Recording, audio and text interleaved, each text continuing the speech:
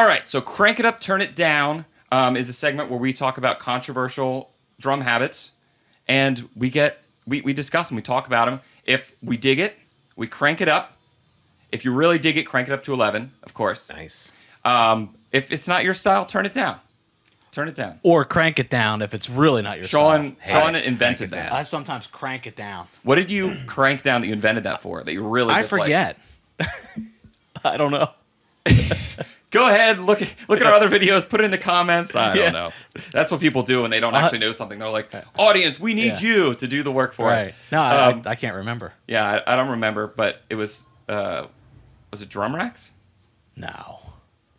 I forget. Super cranked something down. I did. That's not crank even something part down. of the thing. It's I just crank it up made or it up. turn it down. I just made it up. Cranked it I was like, down. we're cranking that one down. Like the Super Duper Looper at Hershey, you like super crank something I down. super cranked something down, and I Okay. don't know what it was. Super I didn't duper just. cranked down. Usually, I just turn it down. I cranked it down, but let's hear it, baby. I want to All hear right. it. Let's go. Here we go. And we're going to get both you guys to weigh in on this. I'll weigh in on it as well. I think it was Keep a snare running drums. tally. You just hated snare I just hated drums. snare He- drums. Yeah, I he just don't like snare despises drums. them. I don't like the buzz of snare drums. I don't like He just the put depth. the floor tom, an 18-inch Yeah. floor tom, so he's just straddling. I've once had to do that. One time I went to band practice. I was playing in a cover band a long time ago, and I would bring and I still do this if I'm playing on another set, I bring my snare drum back and forth. Sure. And for whatever reason, I didn't bring my snare drum this time, so I had to play this on a floor tom. I had to move the floor tom over and play like that. It sucked. That's Did you- crank it down? you cranked that down. Crank that down. I was like, oh god. Did you have to? Did you try to make it sound buzzy at all? No. Like put anything on it? You're just No, like, I nope. didn't. I'm just doom, Yep. doom, Just doom. went through the motions. Wow. All right. Yeah. First one up. All right, guys. Crank it up, turn it down. Playing with hot rods. I'll go first. I'm going to crank it up. Yeah. Cranking it up. Why? Yeah. I think that it's a different way of playing. It adds different texture to your playing, and sometimes you need a light touch without having to hold back. And I think they sound nice on the drum set, and I think it's just a different tool in your toolbox. And I'm gonna crank it up. Carl? I like multi rods. Feelings? Crank it down. He's cranking it down. I Wow. mean, granted, I'm not like I'm not like a Let me have gig it. in a hotel lobby kind of guy. but if Round I one. did, Fight. I might play some hot rods if I did. Or I've never played Right. a pair that I liked. The last pair I owned were like the nylon ones. Okay, yeah. And maybe that's Super where flexible. I screwed up. Well- And they just kept bending, and I'm like, maybe I don't know. My touch has gotten a lot more finesseful over the years, but Yeah, I'm gonna say that I do have my issues with it. I have to crank it up because I do use them, and I do think that for certain situations, they come in handy. Yeah. But I will say also, just recently I was going through some songs and playing, and they were flying all over, and I was angry. I remember I came in. Yeah, you came and in I was like, frustrated. I was frustrated, and then I had to, take a step back and realize I was just playing the rods too hard. So I knew that the fault was on Yeah. me, Yeah. but I was frustrated that every time I hit, it seemed like a part of it was flying somewhere. Right. And then also, I have switched over to the Meinl synthetic rods, almost like the Regal Tip Blastics, Yeah, and so they've got a they're- wood handle Yeah. and then the synthetic rods going up. wood handle, because that's what's missing sometimes from the hot rods is you can't do a cross stick. Yeah. So with the wood handle you can do that. They are adjustable, but one thing about those is that if you're not careful, those little rings will go flying off, and you're playing. All of a sudden, the rings go flying. All of a sudden, you have like a full brush. yeah, and like, it's all just fanning out. And I'm like, oh my god. Yeah. Yeah. Yeah, I've gone both ways with this. I think overall I would crank it up. But I crank it up begrudgingly, I feel like, because resentfully crank it a down. little slight resentment there. And I'll say this. I recently used them with a band in rehearsals. My current setup with my drums is we practice at my house. And it's literally smaller than this. It's like basically the size of this little studio space we Yeah. have here. Really small, right? The So like LA everyone's size. on top of each other, right? And I played hot rods, and it was fine, and I felt good kind of playing, and it was like the perfect volume for the room. But then we played live. I played sticks, and it was fine, just because of the gig.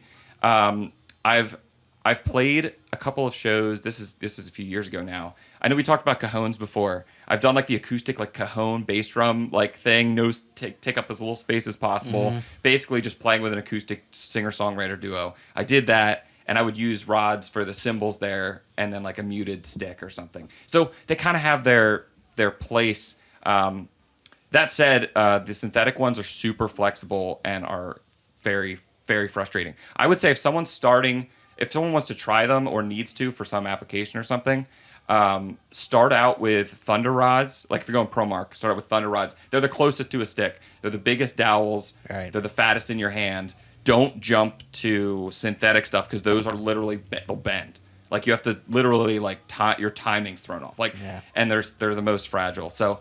Or like the cool rods are like real skinny and real fragile. If you go from sticks to playing to those, you're just gonna break them and it's over. Yeah, it's just gonna be over. And at $25 a pop, you know. Yeah, they're $25. Yeah, you don't want to have to chew through. Do you know what a set of hot rods was cost when you started at the shop? I think they were $12.95. Wow. Yep. Yeah, now they're $25. Crazy. Yeah, 25. Yeah, that's interesting. I feel like we should do that a lot more often. There's another reason not to play hot rods. Yeah, there you go. Well, hey, drumstick prices are almost there too. Yeah, for serious. So I'm like, true. You know, $15.99 for a pair of 5A. Yeah. Any brand like. Yeah, it's wild. Wow. Don Randall Music back in the day, you could get a nice pair of ProMarks for $6, I think. There you go. Yeah, we were in 2014. Our sticks were almost all like they capped out at $8.99. Yeah. And now different prices have gone up. And then there's other things that where as a drum shop, like we can help you out coming in the store doing that kind of thing. Deal, you want to buy a bunch, that's fine. But you know, as far as like online or like advertising our sticks, we're super limited now. A lot of people probably don't realize that with all these map pricing, meaning we can't advertise for less than a certain amount and that kind of thing. Yeah. So it's very much one of those things where if you have a local drum shop, ask them, talk to them, be like, hey, what's your cost on these or whatever? We've got an in-store deal where if you buy 6 pairs, save $6. Mm-hmm. You know, stuff like that. We're just trying to help people out, but you don't know about that because you can't advertise. You can't advertise a lot. Yeah, exactly. You can't say I'm selling these for $9, even though they're mapped out higher. That's a map violation. Cool. So we got to crank it up, turn it down, or crank it down. Yeah, why not? You're cranking it. He's cranking it. Crank it down. I don't know if I get a point, but if I do get a point, I'm gonna crank it up. Mm-hmm. All right, let's do another one. I have a couple here just because it's fun. All right, guys, crank it up, turn it down. Drum risers. Crank it up. Yeah, crank it up. Absolutely. Yeah. You get that better sound. I mean, if you're on like a basement floor and you can kind of squeeze even like a 2-inch riser on there, which not even speaking from experience, but it sounds awesome. Yeah, and also you want to be a little bit more elevated than the rest of your band too, right? Absolutely, Yeah. for many reasons. Yeah, it kind of gives you a sense of like confidence in a weird sort of way. And then also, if you are playing in a basement, we'll go back to that. You never know when a pipe is going to break. I've had that happen. Oh, pipe breaks and there's water in your basement, and your drum set is. Yeah, it's gone. You know, She's I had a. Do you remember Barry Salem that used to work at Drums Etc.? Yeah, he was a woodsman.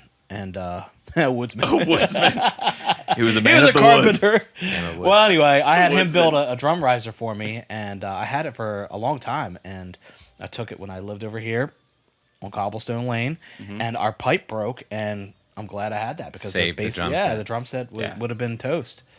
Yeah, I'll crank it up too. I haven't played with one or had one personally for a long time, but at one point years ago, now this is my era of having like a whole bunch of rack tom. I'm very like minimalist now, like 4-piece kit, a couple cymbals, I'm good, and I'm lazy. I'm basically lazy. That's why I do it. The couch is ruined. No, but I'm pretty minimalist now. But at this time, I had like a rack, and I had 3 rack toms, a couple floor toms, a whole bunch of cymbals everywhere, and a whole bunch of stuff. And I built one, and I did the bucket system. Have you heard of that? Like where you basically this is a drum hack actually. Yeah, I was going to mention this because Rick does this. He does this. Yeah. If you want to build your own, which to my knowledge at the moment, no one really has come up with a something like that you'd see in a drum shop to sell. As far as if anyone knows anything, put in the comments. Let us know. As far as like a kit or something like that, it's kind of like DIY kind of thing. But the DIY hack for like a larger drum riser is you go to like Walmart or Lowe's or like store, grab the 5-gallon buckets, take the handles off, you screw the lids to the underside of your deck, and then you stack the buckets, throw them in the back of the car, and then you just have flat pieces with the buckets, and then you could put a skirt around it if you want to hide it. But Awesome. I did that. Note to self: build, assemble, and sell pre-made drum risers, Hero drums, etc. There we go. Good. Glad we got that on. You could on also, tape. in the case of Sean's basement, put some flotation devices on it, and then when the water rises, you're just raft. kind of Listen to you now. Drum raft. and You're you making got- a mockery of it now. You got this. You got to practice, man. Even in the worst scenarios, you got to get out there and practice. Yes. That's it. That's all it takes. So we're all cranking it up. Gotta have a drum we are. riser, I think yeah. we should if we put floaters on ours, we should Do you guys actually have a drum riser right now? no. No, I have half. Almost like do it. It's the best thing. None of us have one. Actually, technically, I have half of my drum riser. Yeah, that's all you because when I moved into the house that I live in now, my drums went to the third floor, and my half of the drum riser, I am still using 4 drums technically because I have 5 drum sets, and they're stored in my basement, and I have them on the drum riser. So technically, I have half a drum riser. It's being used. The other half somehow got lost. I forget what happened to it because it split in half. Yeah. And I no longer have the other half. We crank up the idea of a drum riser, Yes. but we currently don't have one. Yeah. Awesome. All right, let's do a speed round. I got one more I wanted to squeeze in here. Crank it up, turn it down, flat bass cymbal stands. Turn it down. I mean, for hard rock, heavy metal, turn it down, maybe. Sure. I'll hesitantly say turn it down. I'll go crank it up. I own some flat bass cymbal stands, but they do have their issues, and I bought those a while back because of the lightness factor of them. Yeah. But I will say, if you're pounding on it, that cymbal stand gets a little wobbly. Yeah, but And- like Peter Erskine makes it look good. you yeah, know? he certainly Yep. does. So Yep. I think that for aesthetic reasons, they look cool because of the vintage history, vibe the and vintage the- vibe, yeah. and everything else like that. So I'm going to crank it up, but yeah, No, I'll retract. I'll go crank it up. If you're going vintage vibes, Yeah. absolutely. yeah. And Yeah. if you can hold back and you're just rocking that vintage Ludwig or something Yep. like that. Yep. It All right, looks I'm in. cool. I'm back. It looks All right, cool. you're back. Yeah, I'm back. We convinced him. Yeah. We convinced him. No, Didn't take much. I'm piling on. I'm cranking it up. I currently am using some. I use the Pearl ones, and the reason I remember this was how many years ago was this? I forget. 10? It wasn't 10 years ago. I've 10 had it years for ago. 10 years. Everything is 10 years All ago. right, about 10 years ago. No, I decided to go with some flat bass stands. I wanted that vintage look, and I was like, I'm not bashing and crashing on anything. I don't have huge cymbals. I don't need to worry about the rocking too much. I just love the look of them. You know, I didn't play enough that I was like worried about it. But anyway, so I was like, all right, but I'm going to do a 1-to-1-to-1. Like I want to know what all these are, right? This will probably actually date it because around the time Yamaha came out with those lightweight aluminum ones. Yeah. And I considered 10 those years as well. ago. 10 years ago. Thank you. I considered those as well. I put those in the mix just because that's kind of like their lightweight solution. I was Sure. like, that'd be nice to have a small hardware bag, not lugging all this stuff around. So anyway, I compared those, the Pearl flat bass stands, the DW ones, Gibraltar, and the Ludwig at the time, which they've since updated them. They've since classic updated them, Atlas and they're a lot better now. So that would have been a closer contender. Yeah. But the reason I went with the Pearl ones is because they're flat bass stands, but you can actually, if you have a drum key, pop the bass off and flip it around to a normal stand. Yeah, that's pretty cool. That's pretty rad. So I've been in that scenario where like you want a little bit more support, and then I've also done it when recording, at different times, different places. Because the flat bass mic stands like take up so much floor space. And if you've got a mic stand, you can't slide under there. Flip the bass around, and you can do that. And, because that's how a lot of mic stands are. Also, another downfall to the flat bass stands is that if you're miking your drums and there's a lot of wires going on, they don't scoot under the tripods because they're on their tripods. You know, so Right. they're Right. And I just thought of another top thing as heavy. well is we have the luxury of being hardcore, drill a hole in your bass drum, mount it right on your bass drum, rather than like the Virgin bass drum with like mounts off of something, because we're just simple 4-piece kits. You know, it's just easy, just slap it on there. But if you don't do that, if you like to hang a tom off something, you're not hanging one off one of these flat bass No. stands. They're gonna like tip over. It's Yeah. pretty precarious. Yeah. Just because of how thin the tubes are, to trying to be lightweight, you don't want to mount anything heavy off of there too. Right. So Wow. You got another one. another what? Just crank it up or turn it down. it sounds like we're all in favor of cranking flat bass cymbal stands up, but there's a lot of hate going on too. We're like, Yeah, Well, right. we're playing devil's advocate. We're giving you the We're like, full that's spectrum. cool. That's what I'm but you saying. know what Let's sucks do- about it? This. Let's do cranking up another that. round where there's just only yes or crank it up or down, no explanations. No explanations. Yeah.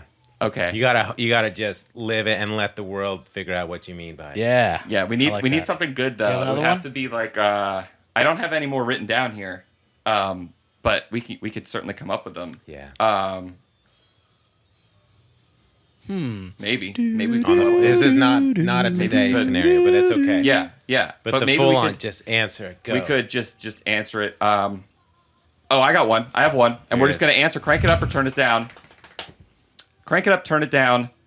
Wearing specific shoes to play the drums. crank it up. Sean, I'm gonna crank it up as well. turn it down. That's it. That's it. Moving on. No moving answer. forward. All right. So let's hop into our next segment. You're just going to have to mull that over. For whatever reason, Adam turned it down and they cranked it up. Interesting. But we're going to move on to our next segment, Drum